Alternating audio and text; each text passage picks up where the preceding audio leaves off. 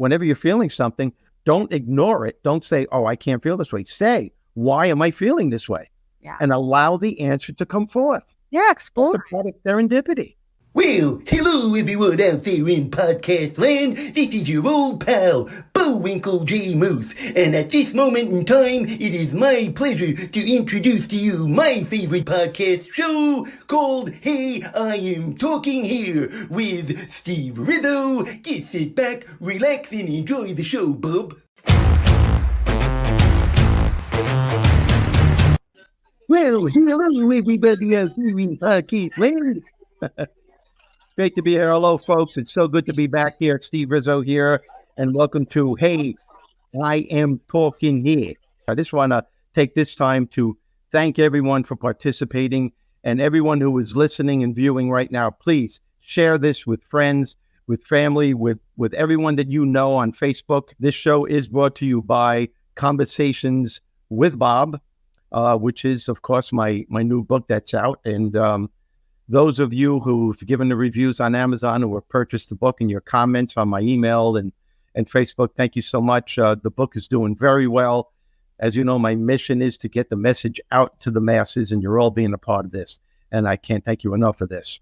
This particular episode is called Serendipity. It's about staying calm, asking for what it is that you want, even if you're not asking out loud. The universe knows what it is that you desire. God knows who and what it is that you desire, alias Bob, of course. If you're in tune with that for a great part of your life, the answers to all of your questions and solutions to all of your problems come to you in these very subtle ways. And I think this is what we're going to be talking about today. What keeps people from experiencing synchronicity and serendipitous events in their lives, and yet there are some people that just get one right after another. This is a great topic for many reasons, serendipity. And it's perfect because the guest that I have, Debbie Bettendorf, who's going to be coming on soon, it's amazing how we met. I met her at a Zoom conference. It was a Zoom call with my dear friend Ken Walls, who had his Academy Zoom conference, which he has once a week. And there were a lot of people on the screen, 20 some odd people. And it was all about Steve Rizzo, what makes Steve Rizzo work, and what is Steve Rizzo all about. And I told my life story on this. And I'm so in tune with this higher part of myself through the years, from making mistake after mistake after mistake, that I could sense people. So as I'm doing this conference and I'm answering these questions, and some are pretty heavy and some was lighthearted and there was a lot of laughter. It was a wonderful event. And I'm noticing about 20 some odd people in this Zoom conference, and I kept zoning in on this one woman and her eye contact. Now, because I'm so in tune with this part of myself, I could have ignored it, and I kept it in the back of my mind. And when that whole hour and a half was over, I made sure that I contacted this person and I told this person why. And she has become an absolute blessing in my life. I've never met her in person. This one time when we were talking just about 3 days ago, I was talking to Debbie, and she noticed I was in a low mood. I had a lot of shit going on in my life. A lot of stuff was happening. And I got to the point where I got really emotional and I couldn't even talk. I just sat there, and she noticed it. She didn't judge me. She didn't say anything. She just witnessed my emotions. And I'm not going to tell you what transpired after that, but she got it. And she said the right things. What I'm trying to say is that Debbie gave me a kick in the ass, which is what I needed. And that's what serendipity is all about, folks. It's not that you're going to get an answer for something right away, but if you make the right contact, that person is the person that's supposed to be in your life, some reason, somehow, some way. And when I made my introduction to her, I told her that. And that takes a lot. That takes a lot to tell someone, I never met you, I don't know you, I may not ever see you in person, but the chances are we're going to, but I know you're supposed to be in my life somehow, some way. And she got it. She dug it. She absorbed it. And as a result, we're there for each other. And she helped me with this transition that I was going through only 2 or 3 days ago. So having said that, allow me to introduce to you right now my good friend. I love her tremendously. Let's have a big round of applause. I don't want to hear the applause. Let's hear it for Debbie Bettendorf right now. Oh my gosh. Hello, Steve, Rizzo. Hello, everyone in podcast land. I'm so happy to be here.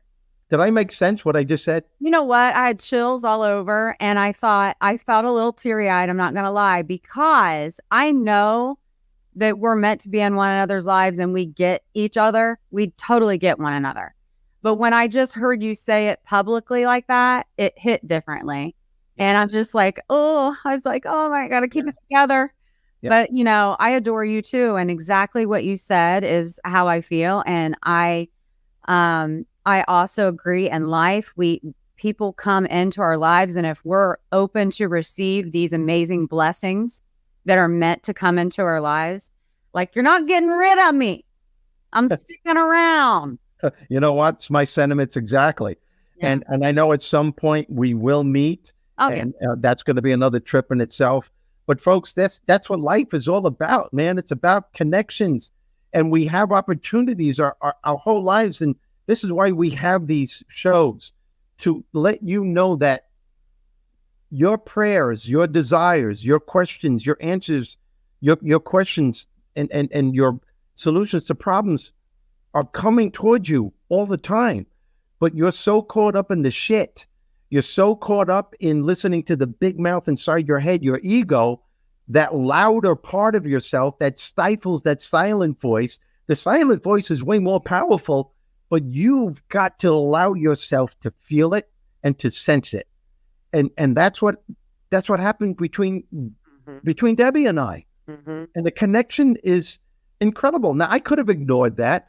I could have thought it was ridiculous or it was stupid, but I've been around long enough to know that that feeling, that voice, as subtle as it may be, as soon as you acknowledge it and say, here it goes again, it becomes very powerful. And you can't deny it. You have to go along with it. And it's always, always, always right. And that's a part of what serendipity is. It's acknowledging that silent part and seeing what happens as a result of acknowledging it. And 100%.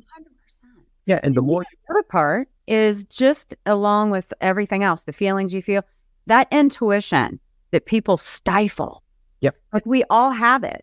Yep. We have an intuition, and we really should acknowledge that as well. Like, why am I feeling like this? And, you know, acknowledge that. And 9 times out of 10, they say, I don't know if it's right or not, but they say 9 times out of 10, if you feel something instinctually right away, it's probably right on. And that's, you just nailed it, though. You just nailed it. Whenever you're feeling something, don't ignore it. Don't say, oh, I can't feel this way. Say, why am I feeling this way?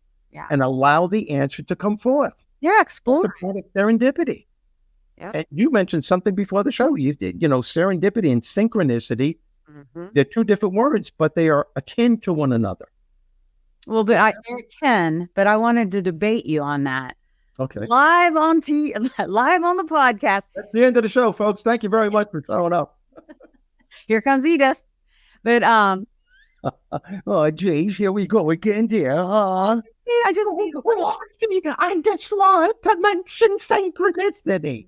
I just need a little Edith and Archie in my life one time a day. It just makes me happy. So thank you for that. But, they say synchronicities are more of a spiritual based type of happening. Yeah.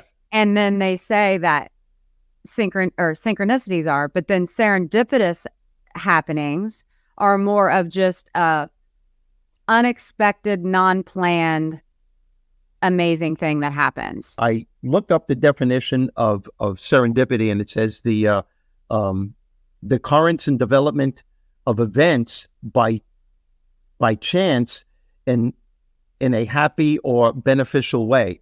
Yeah. But when you think of the words happy and beneficial for you, that has to come from a higher part of yourself. So therefore, I believe serendipity and synchronicity are akin. And but then again, the other part of me thinks that synchronicity really comes from the God the God part of you. Mm-hmm. I mean, really does. And Yeah. it's almost like a slap in the head. And if Yeah. you don't acknowledge it, you're an idiot. You know what I mean? Because it'll come to you over and over again. But Debbie, it's a great question to ask. But I think we can debate this forever. But I think the main point is everyone needs to know that there is a part of them that does have the answers to their questions and solutions to their problems. And sometimes they come in the most incredibly subtle ways that it's easy to ignore it. Yeah. And I think I told you a few days ago when I had that moment with you, I before I went to sleep, I was asking Bob, God, I call God Bob, folks. If you read the book, you get what I'm saying. You get what I'm saying here? You get what I'm saying? Hey, I'm talking. You get my drift. You know what I'm talking about. Anyway, yeah. But I went to sleep asking the question, am I doing the right thing? Because even though I get all these acknowledgments and these wonderful emails and comments from people, there's still a part of me that feels I'm not doing enough. And I was questioning the authenticity of the book and where is it going? Am I getting out? Am I doing the right thing? And did I do the right thing by taking 7 years to write this book? And where is it going? And I was having my doubts. Once again, I woke up and it was about 1 o'clock in the morning. Now, this is serendipity. This is synchronicity at its highest.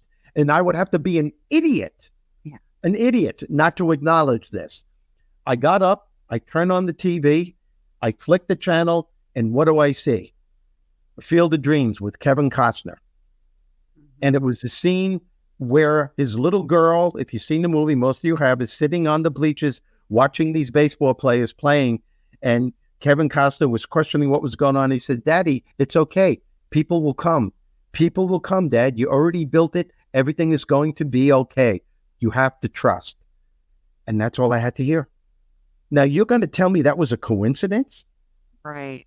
And I had that same, and I told you, Debbie, I had that same situation happen to me over and over again.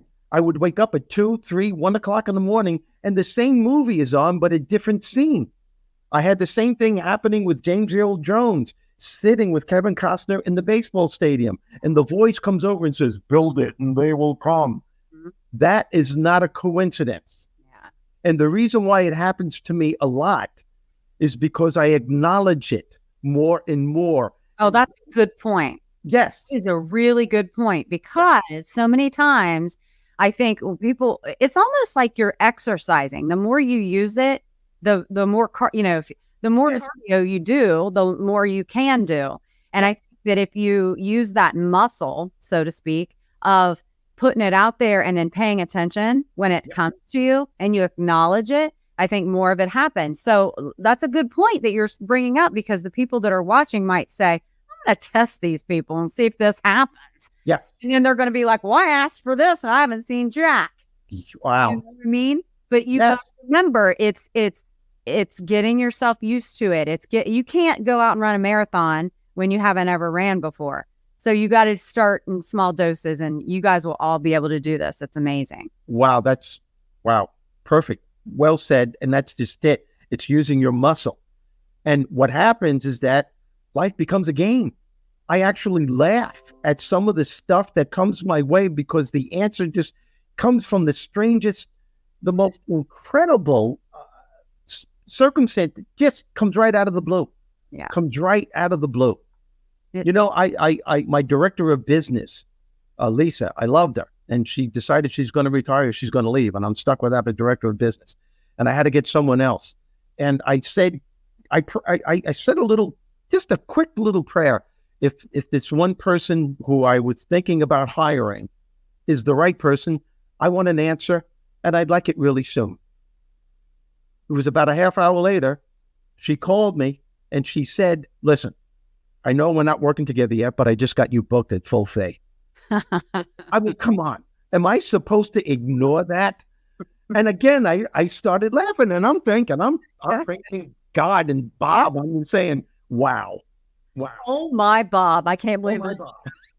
And that's what I'm talking. It becomes a game. And you can test yourself over and over again. The thing that keeps people away from it is the big mouth inside your head. That's the one with the self-curse talk. This isn't going to work. You shouldn't be doing this. You don't have enough money. Every time you try something, it never works. You better play it safe. And all of a sudden, that silent voice that's more powerful gets stifled. You have to be paying attention. And once you acknowledge it and you say, wow, I just got the answer to a question. I just got the solution to a problem. It just came to me. Hold on to that and give thanks to it, because now it becomes a part of who you are. Now you're feeding your subconscious, and your subconscious, the next time you're confronted with a challenge or a problem, will say, remember the last time you gave it up and the answer came somehow. Allow it to happen again. You could see it. It can come to you in the form of a bumper sticker on a car, a billboard that you're seeing, or something that's a total stranger says. It can come to you in so many ways, but the answers, they're there. They're there. And, even like I've read where people have been on their way to work and there was a detour and then they had to go somewhere. They're like, oh gosh, I'm going to be late. Only to find out later that there was a horrible wreck. Like if they would have been able to go the way they wanted to, they would have been in this wreck. I mean, like even stuff like that they recognize, like, wow, I was protected. That was, for me. I've had a lot of things happen in my life that I've taken notice of. And like you said too, I mean, like we said earlier, if you continue to exercise that, you'll be amazed with the game, like you call it, like making it into a game. It's incredible, the stories I've read about, the things that people have shared with me, and then my own experiences too. Yeah. Well, I think I told you the story when I had to make the decision to go from stand up to be a speaker, and I knew nothing about that. And I don't know if I'll tell the story for people that haven't heard it, and I'll make it real short. I was living in LA part-time, and my house was on Long Island. I lived in LA to audition for TV and movies and commercials. I was doing stand-up. I was doing very well. And it was at the pinnacle of my career when things started happening. And I went home, and my roommate was Drew Carey, and I said to him, I'm not doing this anymore. And we had an argument. And he said to me, how could you leave now when you're so close to making it? And I said, how could I be so close to something that I don't want anymore? He goes, you're not going to do that speaking shit, are you? And I said, yeah, whatever it takes. And I knew nothing about it. And I was really nervous. And I called my wife up, when I was married, and I said, coming home. And she knew what I was talking about. And I prayed. I got my things together, and I left that next weekend, and I prayed. And this was the prayer. I said, I want to become a speaker. I don't know anything about it. I know this is what I need to do because I believe I have what it takes. I was listening to that silent voice saying, you should do this.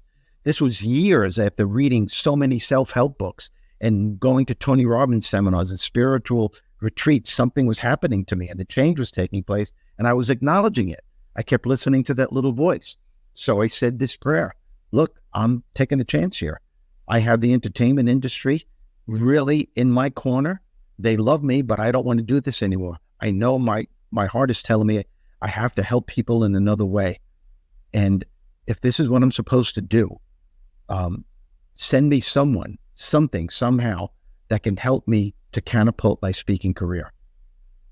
I got on a plane. I'm sitting in first class. That next weekend, I'm sitting next to this distinguished man, 3-piece suits, well-trimmed white beard, white hair. And he's looking at me, and I'm going, oh shit, I don't want to talk to anybody right now, because I was an emotional wreck. I already left LA, and I made the decision. My manager was suing me. Everything was going on. So he goes, I'm sorry, you look familiar. And I said, well, maybe you saw me on my Showtime special, which was aired 2 weeks before that. And he said, oh yeah, I saw you on Showtime, Steve. I said, Rizzo. And he goes, oh man, you're really funny. And we talked for a while. 20 minutes later, we haven't talked, and he looks at me and goes, I'm sorry to interrupt you again. He goes, but I feel that something's not right. Is everything okay?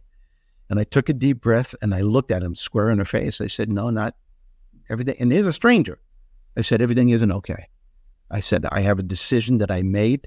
I don't know if I made the right decision, but something in me is saying that it was the right decision, but everything is pouring down saying it's not. He goes, well, what decision? I said, I don't want to do stand-up anymore. I want to do something else, but there's something else that I want to do. I know nothing about. Nothing. And I said, but I know I'm supposed to do it. This is insane. It's driving me crazy. He said, oh my God, what is it that you want to do? I said, I guess I want to be called, but I want to do what you would call, I want to be a motivational speaker. And he's laughing his ass off. I mean, tears coming out of his eyes. I'm thinking he's laughing at me because I'm very successful as a comedian, but I want to be a speaker. I said, well, what are you laughing at? He goes, well, I'm the answer to your dreams. He goes, my name is Al. And he goes, and I just happen to be the president of the New York chapter of the National Speakers Association.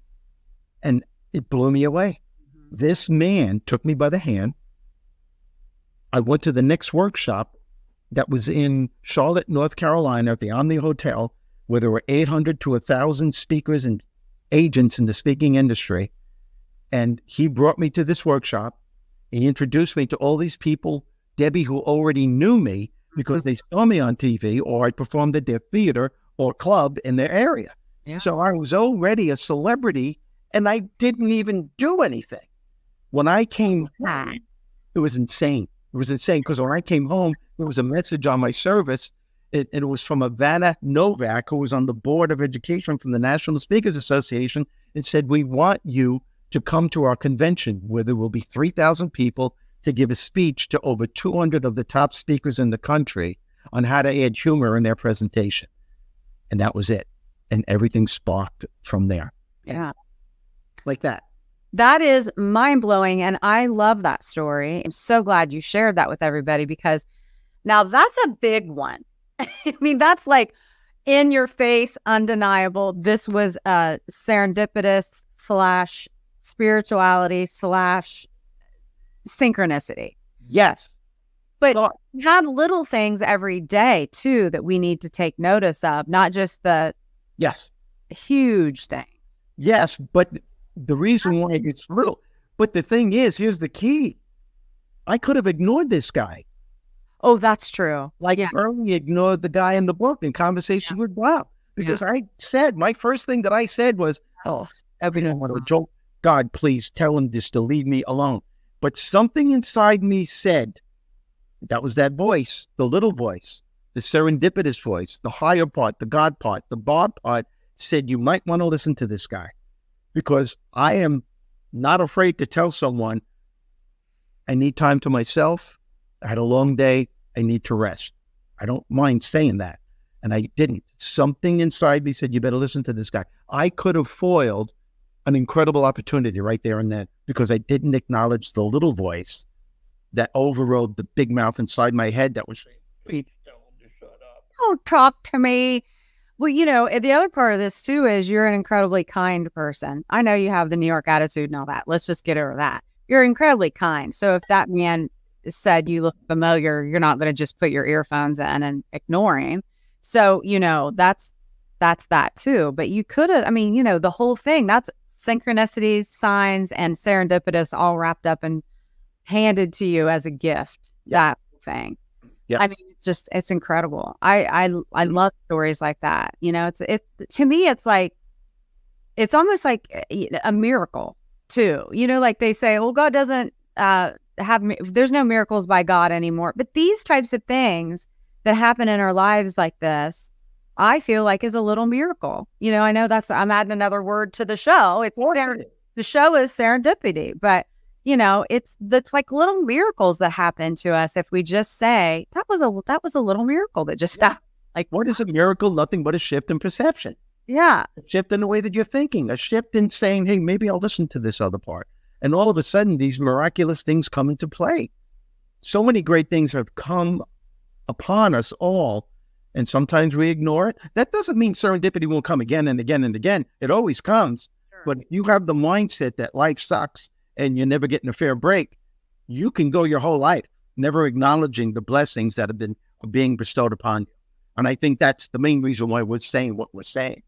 Yeah, and when the bad shit happens, right, that and you're acknowledging it and it doesn't feel good, but it just like making the quiet voice louder by feeding it, you can also say, this is happening right now and it's really bad and I'm having a hard time, but I'm going to be counting my blessings for all these other things that are good in my life. Yes. And that's kind of a good way of putting yourself back into a positive frame of mind when you really start acknowledging the good, positive things that are, and the blessings, in your life. And it truly works. And so, I don't want people to be like, oh my God, these two together, J-Money, come on, they're Bob this, positivity, serendipity, because I would love feedback from your people on this show to say, you know what, I gave this a shot for a few weeks and my life changed, because it will. If you do it and you catch yourself in the negative zone and you're like, yep, gotta replace it with the positive. What do I have to be whatever it is. There are no coincidences, folks. Folks, the bottom line to this message is Debbie and I have been saying, and Debbie put it so eloquently throughout the entire show, is that it is a game. And the more you play it according to the rules and have fun with it, the easier the game gets, the more fun it gets. And that's why we're here. Where Aristotle said, happiness is our main purpose and ultimate goal in life. And it is. Everything that you desire, everything that you want in life, whether it's a new car, a new home, success, you want your kids to go to a great college, whatever it is, it's because you believe somehow, some way it'll make you happy or happier than you already are. There's no denying that. That's the bottom denominator. Everything we want and desire is because we feel it's going to make us happy. And we have every opportunity to be happier, regardless of the shit that life throws on you. It's a matter of what you're focusing on. I know this might sound so tough for some of it. That doesn't mean you're not going to be confronted with challenges or heartache. It means there is a certain amount of time involved before the healing takes place, and you can bounce back and focus on what you're grateful for, even during the tough times. It's just a matter of choices and giving yourself that chance. That's all you have to do. And something else, I have to repeat this because you say this every once in a while, and every time you say it, I love it. Be the spark to ignite change. And even if that change is in you, be the spark for yourself. Yeah. And once you start doing that, you'll realize that you can be a spark that can ignite change in other people's lives. The more you overcome adversity, the more empowered you become. The more empowered you become, the more apt you are to enjoy yourself during the process of whatever it is you're trying to achieve. Whether you're walking the dog, taking care of the kids, cleaning the garage, or you're at work trying to kick it up a couple of notches. It's your right to enjoy yourself. And acknowledging this voice, this part of you that's showing you how to live your life on an easier realm, regardless of the crap that life throws at you, life becomes easier. Mm-hmm. Debbie, you were wonderful. Thank you for being on this show. Oh, I loved it. Folks, we hope you enjoyed yourself. And if you haven't already, I'm going to ask you to purchase the book. It's getting great reviews. I'm not boasting when I say this, but if you read the book from cover to cover, you will realize how much power you have over every aspect of your life. That's a fact. You can get it from yourinnerbob.com and share this with everyone, even people you don't know. Share it out. Sharing is caring. Sharing is caring. Yeah. So dare to share.